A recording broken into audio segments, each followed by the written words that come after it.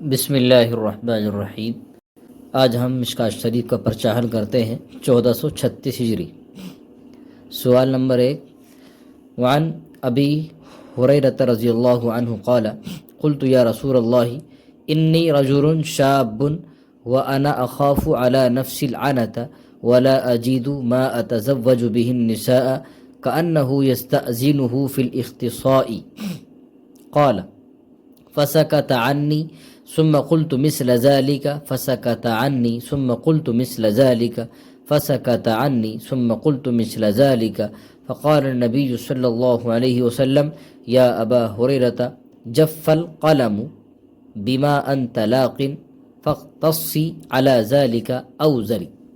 ترجمہ: حضرت ابو ہریرہ رضی اللہ عنہ سے روایت ہے، فرماتے ہیں کہ میں نے عرض کیا، اے اللہ کے رسول، میں ایک نوجوان آدمی ہوں اور مجھے اپنے اوپر زنا کا اندیشہ ہے، ولا اجد ما اتزوج به النساء، اور میں وہ استطاعت نہیں پاتا ہوں جس کی وجہ سے میں کسی عورت سے نکاح کر لوں۔ کانہ یستأذنہ فی الاختصاء، گویا کہ آپ خصی ہونے کے بارے میں اجازت طلب کر رہے ہیں۔ قال، آپ فرماتے ہیں، فسکت عنی، کہ آپ میری طرف سے خاموش رہے۔ ثم قلت، پھر میں نے مثل ذالک، ثم قلت مثل ذالک، پھر میں اسی طرح عرض کیا۔ فسکت عنی، تو آپ نے سکوت فرمایا۔ ثم قلت مثل ذالک، پھر میں نے یہی بات کہی۔ فسکت عنی، پھر بھی آپ نے خاموشی اختیار کی۔ ثم قلت مثل ذالک، پھر میں نے یہی بات کہی۔ فقال نبی صلی اللہ علیہ وسلم، تو نبی علیہ السلام نے عرض کیا، یا ابا ہریرہ، اے ابو ہریرہ، جف القلم بما انت لاق، قلم خشک ہو چکا ہے ان باتوں پر جو تمہیں پیش آنے والی ہیں۔ فاختصی علی ذلک او ذر، تو تم اس سلسلے میں خصی کر لو یا رہنے دو۔ خط کشیدہ کلمات کی لغوی اور صرفی تحقیق کیجیے۔ شابن، یہ اسم فاعل کا صیغہ ہے، اس کی جمع شباب، معنی نوجوان آدمی، طاقتور آدمی، مراد یہ ہے قوی الشہوہ۔ العنۃ، یہ باب ضربہ کا مصدر ہے، اس کے معنی زنا کے آتے ہیں اور صحیح معنی اس کی اصلی معنی مشقت کے آتے ہیں۔ مراد یہاں یہی ہے کیونکہ زنا دنیا اور آخرت میں مشقت کا ہی سبب بنے گا۔ جفا، اس کے معنی خشک ہونا، یہ باب نصرہ سے آتا ہے، اور لاقن، اس کے معنی ملاقات کرنا، ملنا، یہ باب سمیہ سے آتا ہے۔ یعنی مرادی معنی یہ ہے کہ جو کچھ بھی تو کہے یا کرے وہ سب کچھ ہو کر کے رہے گا، تقدیر میں وہ سب کچھ لکھا جا چکا ہے۔ فاختصی، یہ باب افتعال سے امر حاضر کا صیغہ ہے، وہ مذکر حاضر، اس کے معنی خصی کرنا۔ اختصا یختصی اختصاءً، قدر کی حقیقت بیان کرتے ہوئے مطلب تحریر کیجیے اور بتائیے کہ انسانوں میں اور دیگر جانوروں میں خصی ہونے کا کیا حکم ہے۔ قدر، یہ اللہ تعالیٰ کا ایک راز ہے جو اللہ تعالیٰ نے اس کی پوری حقیقت نہ فرشتوں کو بتائی ہے نہ رسولوں کو بتائی ہے، اور اس کی حقیقت یہ ہے کہ مخلوق کی پیدائش سے ہزاروں سال پہلے اللہ تعالیٰ کو یہ معلوم تھا کہ فلاں بندہ فلاں کام فلاں وقت میں اپنے اختیار سے کرے گا، اسی کام کو اللہ تعالیٰ نے لکھ دیا اور وہ لکھ چکا ہے، یہی تقدیر ہے۔ اس حدیث کا حاصل یہ ہے کہ حضرت ابو ہریرہ رضی اللہ تعالیٰ عنہ اللہ کے نبی صلی اللہ علیہ وسلم کی خدمت میں حاضر ہو کر عرض کرتے ہیں کہ یا رسول اللہ، میں ایک نوجوان آدمی ہوں، میرے اندر شہوت کا غلبہ ہے اور مجھے زنا کا اندیشہ ہے، کیونکہ میں نکاح کرنے کی طاقت نہیں رکھتا ہوں، اور نکاح کرنے کی طاقت نہ رکھنے کی صورت میں مجھے زنا کا اندیشہ ہے اور زنا کا ڈر ہے، کہیں میں ایسا نہ ہو کہ زنا میں مبتلا ہو جاؤں اور اللہ کی نافرمانی کر بیٹھوں، تو اس لیے میری سمجھ میں یہ آ رہا ہے کہ میں خصی ہو جاؤں تاکہ میں زنا سے بچ جاؤں۔ یہ بات خصی ہونے کی یعنی قوت مردانگی کو ختم کرنے کی اللہ کے نبی سے بار بار آپ نے یہ بات پوچھی اور بار بار سوال کیا۔ اللہ کے نبی نے آپ کے بار بار اصرار کرنے کے بعد جواب دیا کہ ابو ہریرہ، تمہاری تقدیر میں جو کچھ لکھا جا چکا ہے وہ ہو کر کے رہے گا، یعنی اگر خدا نخواستہ تمہارے مقدر میں یہ فعل ارتکاب ہونا ہے اور تم اللہ کی معصیت سے تمہاری حفاظت ہے اور تم اس کے ارتکاب سے بچ جاؤ گے تو چاہے خصی ہو جاؤ، قوت مردانگی ختم کرو یا اس فعل سے باز آ جاؤ، بہر صورت تمہیں تمہارا نفس دھوکے میں مبتلا نہیں کرے گا، تم اس سے محفوظ ہو جاؤ گے۔ یعنی اگر تقدیر میں یہ بات لکھی ہوئی ہوگی اور اگر نہیں لکھی ہوئی یہ کام ہونا ہی ہونا ہے تو بہر صورت وہ ہو کر کے رہے گا۔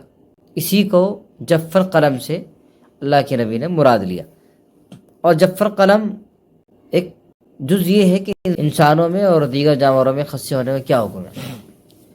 انسانوں کا خصی ہونا تو حرام ہے، چاہے چھوٹی عمر میں ہو یا بڑی عمر میں ہو۔ جانوروں کی خصی ہونے میں قدر تفصیل ہے۔ امام نووی رحمۃ اللہ علیہ فرماتے ہیں، شافعی المسلک کے ہیں، کہ غیر معقول اللحم، وہ جانور جن کا گوشت نہیں کھایا جاتا ان کو خصی کرنا حرام ہے، اور جو جانور ایسے ہیں جن کا گوشت کھایا جاتا ہے تو اگر وہ چھوٹی عمر میں ہے تو ان کو خصی کرنا جائز ہے اور بڑی عمر میں حرام ہے۔ لیکن فقہ کی کتابوں کے اندر، حنفی المسلک کی کتابوں میں یہ تفصیل نہیں ہے چھوٹی بڑی کی، بلکہ جانوروں کو خصی کرنا جائز ہے۔ جفر قلم، اس سے کیا مراد؟ جفر قلم سے مراد ایک طرح سے کنایا ہے کہ تقدیر کے بارے میں جو باتیں لکھی جا چکی ہیں اس سے فارغ ہونے کی طرف اشارہ ہے، یعنی جو کچھ تو کہے گا یا جو کچھ تو کرے گا وہ سب کچھ لکھا جا چکا، یہی ہے جفر قلم۔ کیوں؟ اس لیے کہ قلم سے لکھنے کے فارغ ہونے کے بعد اس بات کی دلیل ہے کہ روشنائی ختم ہو گئی، اسی کو یہاں استعمال کیا گیا ہے۔ فختصی کا حکم اجازت کے لیے ہے، جو لکھی وہ وضاحت لکھی۔ دیکھیے، یہ اللہ کے نبی صلی اللہ علیہ وسلم کا جو جواب تھا یہ اذن کے لیے نہیں تھا، بلکہ بطور ملامت اور توبیخ کے لیے تھا۔ سوال نمبر 2، وعن ابن عمر رضی اللہ عنہ قال نہى رسول اللہ صلی اللہ علیہ وسلم ان يصلي في 7 مواطن في المزبلة والمجزرة والمقبرة وقارعة الطريق وفي الحمام وفي معاطن الإبل وفوق ظهر بیت اللہ۔ ترجمہ، حضرت ابن عمر رضی اللہ عنہ فرماتے ہیں کہ رسول اللہ صلی اللہ علیہ وسلم نے 7 جگہوں پر، 7 مقامات پر نماز پڑھنے سے منع فرمایا۔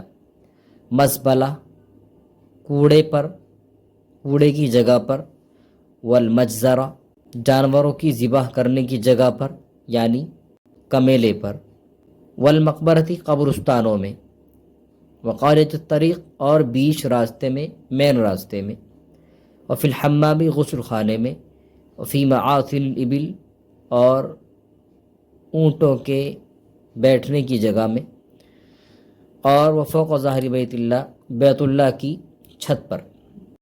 خط کشیدہ کلمات کی لغوی اور صرفی تحقیق۔ مواطن، یہ موطن کی جمع ہے، مواطن معنی جگہ، مقام۔ مزبلہ، یہ اس کی جمع مزابل آتی ہے، باب ضربہ سے ہے، اس کی معنی ہے کوڑا یا گوبر یا کھاد پھینکنے کی جگہ۔ مجزرہ، یہ باب نصرہ سے ہے، اس کی جمع مجازر، اس کے معنی آتے ہیں جانوروں کی ذبح کرنے کی جگہ یعنی کمیلہ۔ مقبرہ، اس کی جگہ مقابر، اس کے معنی قبرستان، جہاں قبریں بنائی جاتی ہیں۔ معاطن، یہ معطرن کی جمع ہے، معاطن یعنی سیراب ہو کر اونٹوں کے بیٹھنے کی جگہ۔ مطلب لکھتے ہوئے بتائیے کہ مذکورہ مقامات میں نماز پڑھنا کیوں منع ہے، نہیں تنزیہی ہے یا تحریمی؟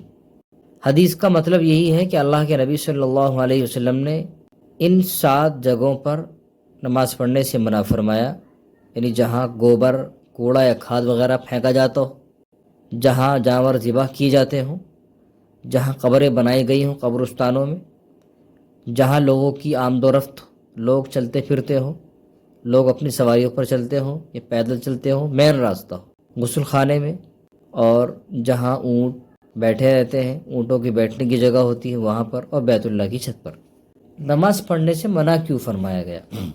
مزبلہ، کوڑے کی جگہ پر نماز پڑھنے سے اسی لیے منع فرمایا گیا کہ وہاں پر نمازی کے بدن پر کوڑا لگنے کا اندیشہ ہے، کپڑے خراب ہونے کا اندیشہ ہے، کیونکہ نماز ایک اہم عبادت ہے اور اس کے لیے جگہ کا پاک ہونا، بدن کا پاک ہونا شرط ہے، تو اس لیے اگر وہاں نماز پڑھے گا تو بدن کے ساتھ ساتھ کپڑے بھی ناپاک ہو سکتے ہیں۔ اور اسی طرح مجزرہ، وہاں خون کی پلیدی ہوتی ہے، وہ لگنے کا اندیشہ ہے۔ اسی طرح مقبرہ، اس کی وجہ بتائی جاتی ہیں، ایک تو یہودی کی عادت سے مشابہت لازم آئے گی، اس سے بچا جائے گا۔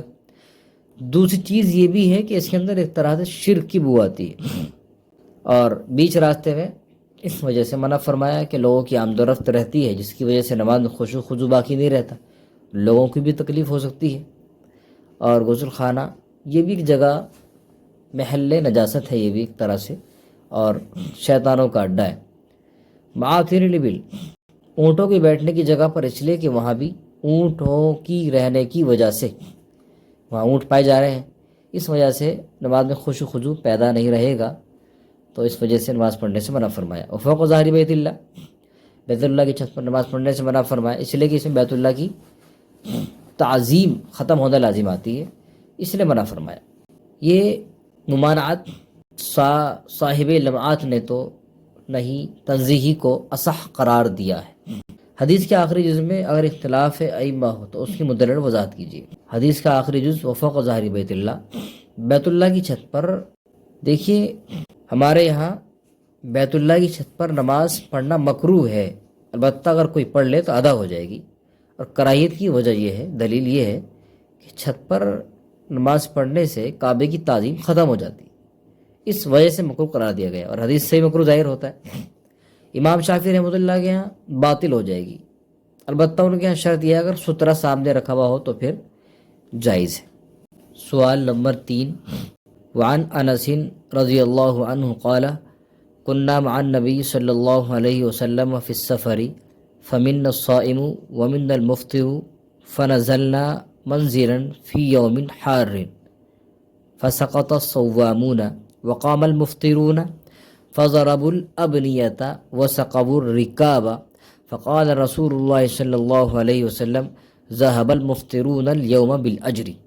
ترجمہ، حضرت انس رضی اللہ عنہ سے روایت ہے، فرماتے ہیں کہ ہم نبی صلی اللہ علیہ وسلم کے ساتھ ایک سفر میں تھے، تو ہم میں سے کچھ روزے سے تھے اور ومن المفطر، اور کچھ روزے سے نہیں تھے۔ فنزلنا منزلا فی یوم حار، تو ہم ایک سخت گرمی کے دن میں ایک جگہ پر اترے۔ فسقط الصوامون، تو روزے دار حضرات گر گئے۔ وقام المفطرون، اور بے روزے دار کھڑے رہ گئے۔ فضربوا الابنیۃ، تو انہوں نے خیمے کھڑے کر دیے۔ وسقبوا الرکاب، اور اونٹوں کو پانی پلایا۔ فقال رسول اللہ صلی اللہ علیہ وسلم، تو اللہ کے رسول صلی اللہ علیہ وسلم نے ارشاد فرمایا، ذهب المفطرون اليوم بالاجر، کہ آج روزہ چھوڑنے والے لوگ ثواب لے گئے۔ مطلب لکھتے ہوئے بتائیے کہ سفر میں روزہ رکھنا ہی ضروری ہے یا اختیار ہے؟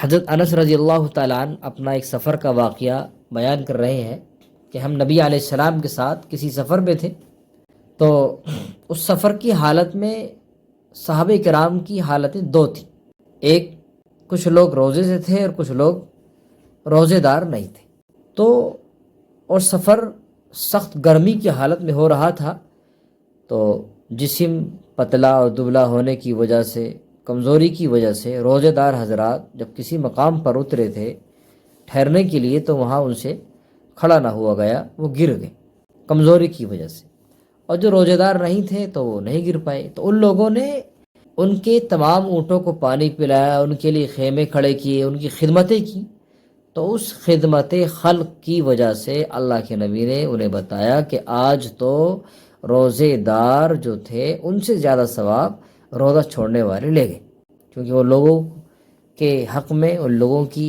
نصیب میں خدمت ہوئی اور خدمت پیش آئی تو انہوں نے خدمت کی، اور یہ ممکن تب ہوا جب وہ روزے سے نہیں تھے، تو اسے اللہ کے نبی نے ان کے بارے میں یہ بتایا کہ وہ روزے دار سے بغیر روزے دار جو حضرات ہیں وہ ثواب میں بڑھ گئے۔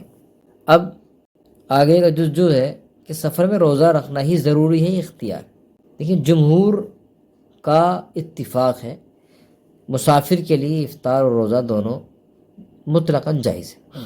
البتہ اختلاف افضلیت میں ہے کہ حالت سفر میں روزہ رکھنا افضل ہے یا روزہ چھوڑنا افضل ہے، اس میں اختلاف ہے۔ امام احمد، امام اسحاق بن راہوے اور سعید بن مسیب رحمہم اللہ، تو ان حضرات کے نزدیک مطلقاً روزہ توڑنا افضل ہے۔ یہ حضرات دلیل میں اللہ کے نبی کا فرمان پیش کرتے ہیں کہ انہ صلی اللہ علیہ وسلم لیس من البر الصوم فی السفر، یہ حضرات کی دلیل ہے۔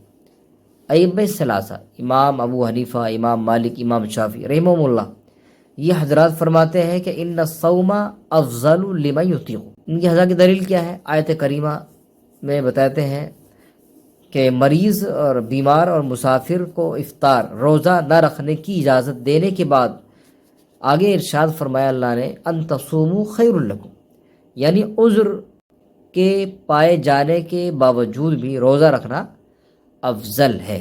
سوال نمبر 4، عن عائشہ رضی اللہ عنہا قالت دخل علی رسول اللہ صلی اللہ علیہ وسلم ذات یوم وهو مسرور فقال ای عائشہ الم تری ان مجززا المدلجی دخل فلما رأى أسامة وزيدا وعليهما قطيفة قد غطيا رؤوسهما وبدت أقدامهما فقال إن هذه الأقدام بعضها من بعض۔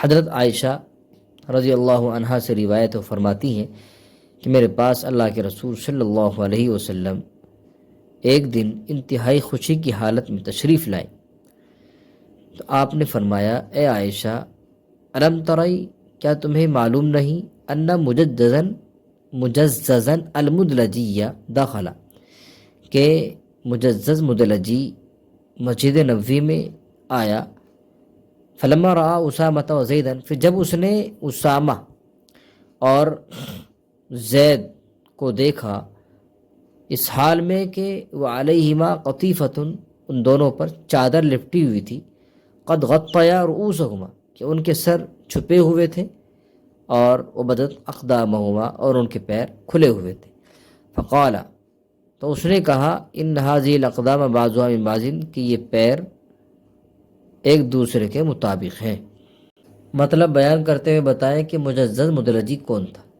اس حدیث کے اندر حضرت اسامہ جو حضرت زید رضی اللہ عنہ کے بیٹے ہیں، حضرت زید آپ علیہ السلام کے متبنہ منہ بولے بیٹے تھے، آپ کا نکاح ام ایمن سے تھا، اور اسامہ یہ ام ایمن کے بطن سے آپ کے لڑکے تھے۔